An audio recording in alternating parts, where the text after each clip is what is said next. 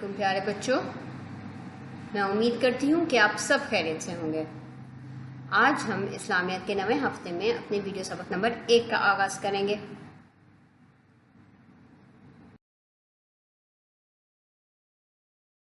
آج کے سبق میں ہم پڑھیں گے باب سوئم سیرت طیبہ صلی اللہ علیہ وآلہ وسلم سے عدل و احسان کے متعلق، جو کہ آپ کی کتاب کے صفحہ نمبر 43 تا 45 پر موجود ہے۔ آج کے سبق کے لیے درکار وسائل ہوں گے میری آسان اسلامیات برائے جماعت ہشتم، کاپی اور قلم۔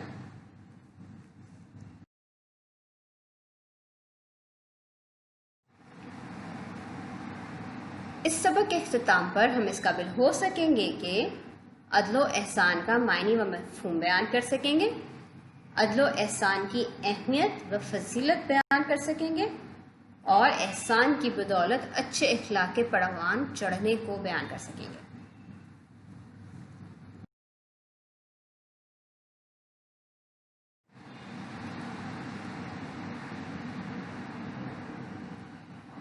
پیارے بچوں، اس سے پہلے کہ ہم سبق کی پڑھائی کریں، میں چاہتی ہوں کہ آپ مجھے بتائیں کہ عدل اور احسان میں فرق کیا ہے؟ جی، کیا آپ مجھے بتا سکتے ہیں عدل و احسان میں کیا فرق ہے؟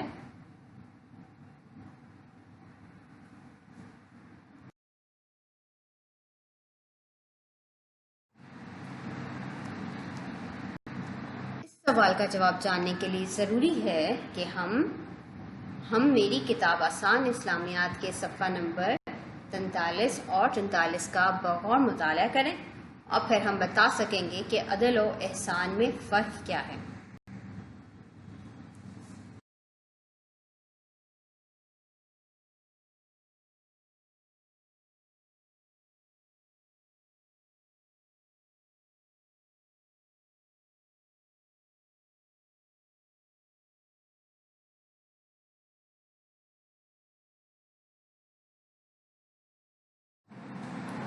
میں امید کرتی ہوں کہ آپ نے اب تک ان تمام صفات کا مطالعہ کر لیا ہوگا۔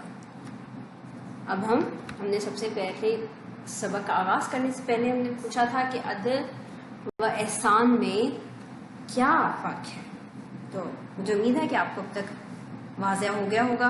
ہم نے سب سے پہلے پڑھا کہ عدل کے لغوی معنی ہیں برابر کرنا، توازن و تناسب قائم رکھنا، ایک جیسا رکھنا، افراد و تفرید سے پاک ہونا۔ اب افراد و تفرید سے کیا مراد ہے؟ افراد سے مراد ہے زیادہ ہونا، اور تفرید سے مراد ہے کمی ہونا۔ جب بھی ہم کوئی چیز تقسیم کر رہے ہوں تو لازمی ہے کہ ہم اس کو برابر حصوں میں تقسیم کریں۔ ایسا نہ ہو کہ ایک جگہ زیادہ چیز ہو اور ایک جگہ کم ہو۔ ہم کسی چیز کی بانٹ کر رہے ہیں دو افراد کے درمیان، تو وہ چیز برابر تقسیم ہونی چاہیے ان دونوں افراد کے درمیان۔ اگر وہ چیز ان دونوں افراد کے درمیان برابر نہیں ہوگی، برابری سے تقسیم نہیں ہوگی، تو اس کا مطلب ہے وہاں عدل نہیں ہو رہا۔ عدل کا مطلب ہے برابر ہونا۔ اسی سے متعلق حضرت علی حجویری رحمۃ اللہ علیہ کا قول ہے کہ کسی چیز کو اس کے صحیح موقع و محل میں رکھنا عدل کہلاتا ہے۔ اسی طرح سے سب سے پہلے ہم پڑھیں گے اللہ تعالیٰ کا عدل کے متعلق کیا فرمان ہے۔ اللہ تعالیٰ نے سورہ مائدہ آیت نمبر 8 میں فرمایا ہے، عدل کرو یہ تقویٰ کے زیادہ قریب ہے۔ تقویٰ کے متعلق ہم جانتے ہیں تقویٰ کیا ہے۔ ہم نے پچھلے اسباق میں ہی پڑھا تھا کہ تقویٰ کیا ہے، جو کہ تقویٰ ہمارے دل میں ہے۔ ہم نے اس کے متعلق اپنے پچھلے اسباق میں پڑھا تھا۔ تو عدل ضروری ہے کہ ہم اپنی زندگی کے ہر معاملے میں عدل سے کام لیں۔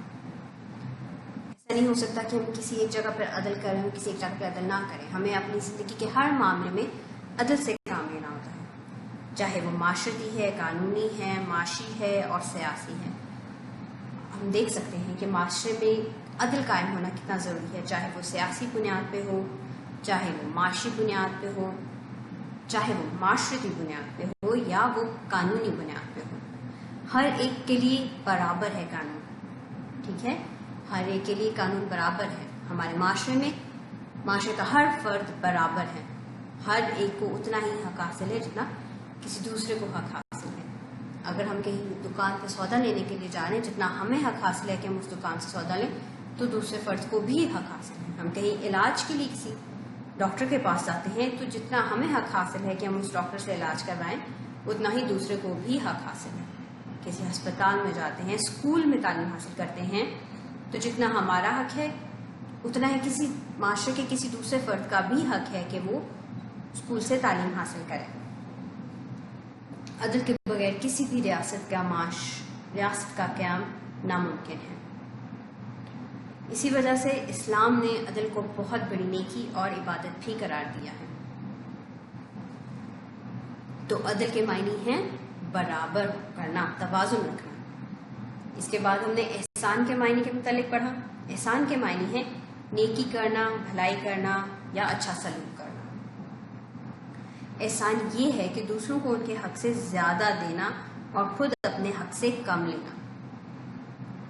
یہاں پہ عدل و احسان کا فرق ہمیں واضح نظر آتا ہے. عدل سے مراد ہے برابر اور احسان سے مراد ہے بہتر. اگر ہم کوئی چیز بانٹ رہے ہیں اپنے کسی بھائی یا بہن کے ساتھ، تو اگر ہم اپنا حق، اپنا حصہ اس کو دے دیتے ہیں تو ہم یہ احسان کر رہے ہیں. احسان یہ ہے کہ ہم اپنے حق کو چھوڑ کے اپنا حق کسی اور کو دے دیں، تو یہ ہم نے اس پر احسان کیا ہے.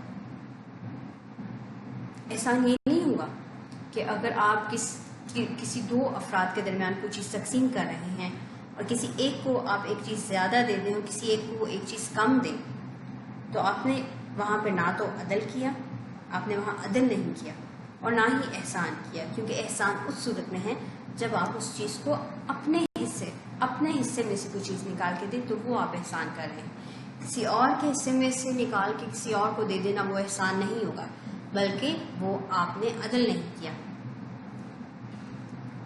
اسی طرح سے عبادت بھی احسان ہے. کس صورت میں عبادت احسان ہے؟ عبادت اس صورت میں احسان ہے کہ جب ہم اپنی عبادت کو اتنی دل لگی اور اتنی دلجوئی کے ساتھ، اتنے دھیان کے ساتھ کریں کہ ہم یہ محسوس کریں کہ اللہ تعالیٰ ہم اللہ تعالیٰ کو دیکھ رہے ہیں. یہ ہمارا احسان ہے عبادت کے معاملے میں. تو جب ہم عبادت کریں، ہم یہ دھیان رکھیں کہ ہم جب عبادت کریں تو دھیان سے کریں کہ ہمیں محسوس ہو کہ اللہ کو ہم دیکھ رہے ہیں. اسی طرح سے احسان یہ بھی ہے کہ اللہ تعالیٰ کی عبادت اس یقین کے ساتھ کی جائے کہ اللہ تعالیٰ ہمیں دیکھ رہا ہے. ہمیں عبادت کرتے ہوئے یہ دھیان رکھنا چاہیے کہ ہم اگر اللہ کی عبادت کر رہے ہیں تو وہ ہمیں دیکھ رہا ہے اور ہمیں اسے مکمل دھیان کے ساتھ اور پوری ایمانداری کے ساتھ انجام دینا ہے. احسان کے متعلق سورہ البقرہ آیت 195 ہے کہ بے شک اللہ احسان کرنے والوں کو پسند کرتا ہے.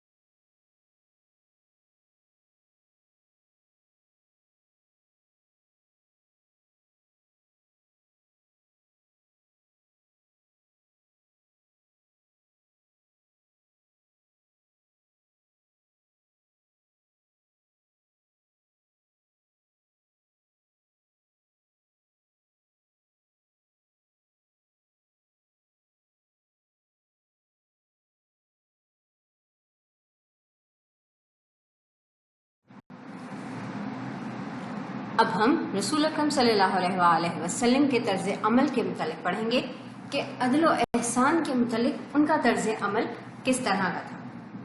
حضور اکرم صلی اللہ علیہ وسلم نے اپنی زندگی کے ہر معاملے میں عدل و احسان کو لانے کی کوشش کی، ہر معاملے میں عدل و احسان کو لا کر ایک احسن طریقہ دکھایا۔ آپ نے اپنے معاشرتی اور آئینی معاملات میں عدل و احسان کا مظاہرہ کیا۔ آپ نے ہمیشہ ہر قسم کے قوانین کے نفاذ میں ہمیشہ عدل کو مد نظر رکھا۔ آپ صلی اللہ علیہ وسلم اپنے ازواج مطہرات کے معاملے میں بھی ہمیشہ عدل سے کام لیتے تھے، ان سے ہمیشہ یکساں سلوک کرتے تھے۔ آپ اپنی تمام بیویوں سے یکساں قسم کا سلوک کرتے تھے اور اپنی اولاد سے ایک طرح کی تمام اولاد سے محبت کرتے تھے اور ان کے حقوق کی ادائیگی میں مکمل عدل سے کام لیتے تھے۔ آپ صلی اللہ علیہ وسلم سے بڑھ کر عدل کرنے والے کوئی نہیں ہے۔ آپ صلی اللہ علیہ وسلم ایک مرتبہ جب مال غنیمت کی تقسیم کر رہے تھے تو ایک شخص آپ صلی اللہ علیہ وسلم کے اوپر جھکا۔ آپ صلی اللہ علیہ وسلم کے ہاتھ میں تیز چھری تھی جو کہ اس کے چہرے پر لگ گئی، جس سے اس کے چہرے پر نشان پڑ گیا۔ اس پر آپ صلی اللہ علیہ وسلم نے اس شخص سے اسی وقت کہا کہ آؤ مجھ سے میری اس غلطی کا قصاص لے لو، تو اس شخص نے آپ صلی اللہ علیہ وسلم کو معاف کر دیا۔ اسی طرح سے آپ صلی اللہ علیہ وسلم جو اپنی زندگی کے آخری ایام میں تھے، آپ صلی اللہ علیہ وسلم نے فرمایا جس کی پشت پر میں نے کوئی کوڑا مارا ہو تو یہ میری پشت حاضر ہے، وہ اپنا قصاص لے لے۔ جس سے میں نے مار لیا ہوں تو میرا مال حاضر ہے، اس سے لے لے۔ جس سے میں نے زیادتی کی ہوں وہ مجھ سے بدلہ لے لے۔ یعنی کہ حضور اکرم صلی اللہ علیہ وسلم نے اپنے آخری ایام میں بھی پوری کوشش کی اور مظاہرہ کیا عدل کا کہ اگر کہیں پہ کچھ ہو تو آپ میرے سے اس کا بدلہ لے سکتے ہیں۔ اسی طرح رسول اللہ صلی اللہ علیہ وسلم کا ارشاد گرامی ہے کہ قیامت کے دن اللہ تعالیٰ کے ہاں سب سے محبوب و مقرب عادل حکمران ہوگا۔ عادل حکمران یعنی کہ عدل کرنے والا۔ کتنا ضروری ہے عدل کرنا، اس بات سے ہمیں معلوم ہوتا ہے کہ اللہ تعالیٰ نے عدل کرنے کو کتنی زیادہ اہمیت دی ہے اور حضور اکرم صلی اللہ علیہ وسلم نے اس کی کتنی تنقید کی ہے۔ اسی طرح سے رسول اکرم صلی اللہ علیہ وسلم نے ایک دفعہ اور فرمایا کہ مجھے 9 باتوں کا حکم دیا گیا ہے، جس میں سے ایک یہ ہے کہ میں غصے اور خوشی میں انصاف کروں۔ تو ہمیں ہمیشہ بات یاد رکھنی چاہیے کہ جب بھی ہم اپنے معاشرے میں عدل و احسان کو دیکھتے ہیں تو ہمارے معاشرے میں لوگوں کے باہمی تعلقات خود بخود اچھے ہو جاتے ہیں۔ کسی بھی معاشرے کی ترقی کے لیے ضروری ہے کہ وہاں پہ احسان ہو اور باہمی پیار و محبت اور تعلقات کی پختگی کے لیے احسان کا ہونا ضروری ہے۔ احسان سے معاشرے میں امن و امان کا دورہ ہوتا ہے اور اسی کی وجہ سے ہم بے شمار فوائد حاصل کر سکتے ہیں۔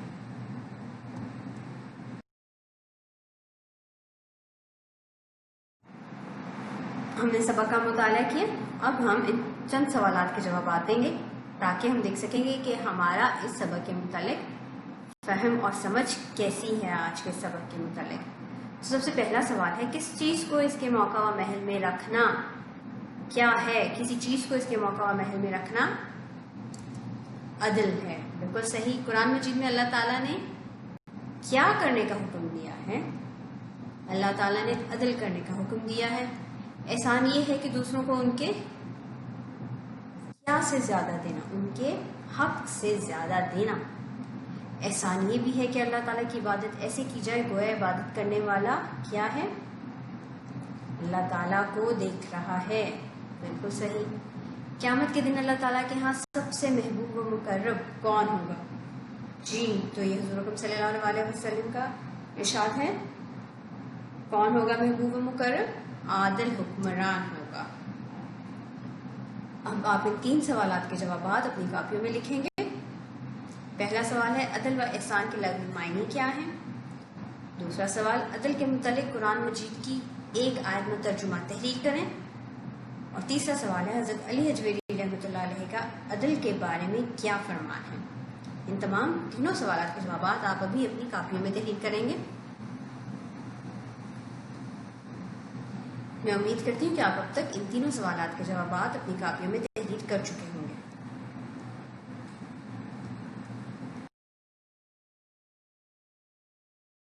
آج کے سبق کے لیے آپ کا گھر کا کام ہے، آپ ان 3 سوالات کے جوابات اپنی کاپیوں میں تحریر کریں گے. عدل کے بارے میں اسلامی تعلیمات کیا ہیں واضح کریں.